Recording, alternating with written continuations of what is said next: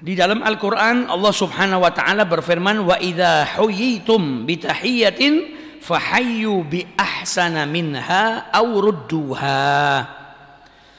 Dalam tafsirnya disebutkan, wa idha sallama alaikum al-muslim, kalau ada seorang muslim yang mengucapkan salam kepada dirimu, faruddu alaihi bi afdali mimma sallama lafdhan wa basyashah aw ruddu alaihi bi mithli ma sallam.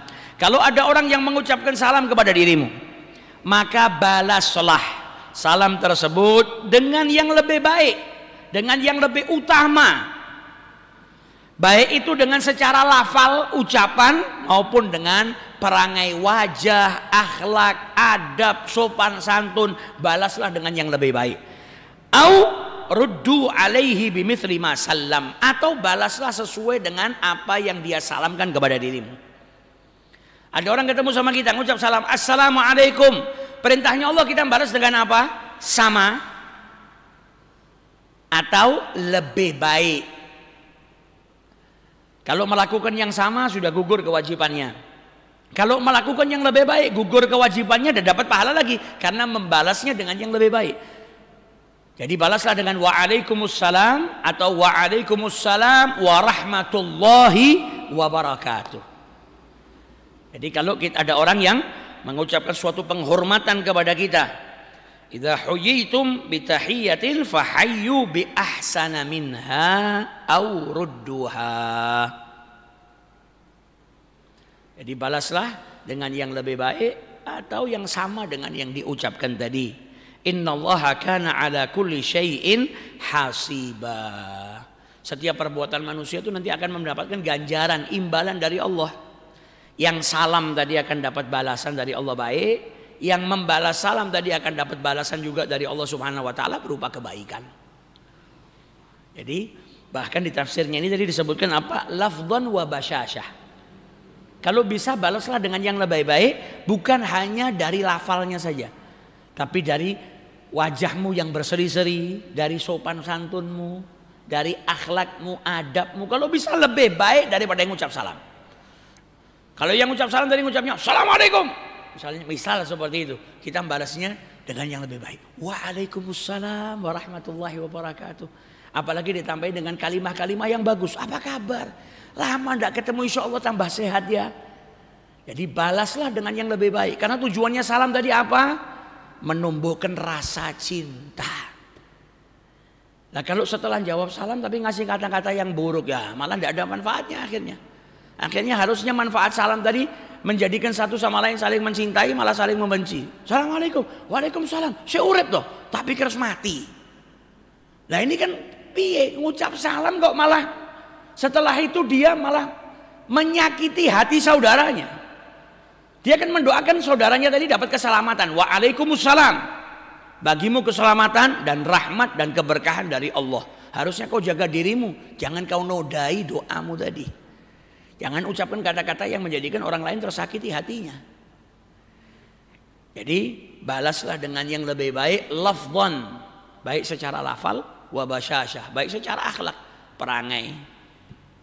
Kalau kita ngucap salam sama orang, kalau bisa jangan cemberut. Temu orang di jalan sama melerok, assalamualaikum. Ya orang wedi menjawab. Tapi kasih yang baik, assalamualaikum. Nanti orang itu juga akan membalasmu dengan yang lebih baik. Waalaikumsalam warahmatullahi wabarakatuh. Supaya salam tadi memang betul-betul menumbuhkan rasa cinta satu dengan yang lain. Bahkan orang-orang yang soleh menerapkan ini, firman ini, wa idza huyitum bitahiyatin. Kalau ada yang mengucapkan salam, mengucapkan tahiyah kepadamu, fahayyu bi ahsana minha, maka balaslah dengan yang lebih baik, aurudduha, atau balaslah dengan sama. Itu sampai diterapkan sama mereka dalam hal yang lain, gak hanya salam. Mereka sampai kalau ada yang orang yang nolong, berarti kan nolong itu sebuah kebaikan. Nanti kalau dia nolong, nolongnya lebih baik, balasnya lebih baik. Kalau ada orang yang memberikan hadiah, dia memberikan hadiah dengan yang lebih baik. Bahkan ketika ada orang yang berbuat buruk, dibalas sama mereka dengan kebaikan. Kalau tidak salah Al-Imam Hasan bin Ali bin Abi Thalib, ada orang datang ke rumahnya ngabarin, fulan tadi di pasar membicarakan dirimu, habis sudah. Kau dihina, dicaci, dimaki. Di rumah cari sesuatu nggak dapat apa-apa.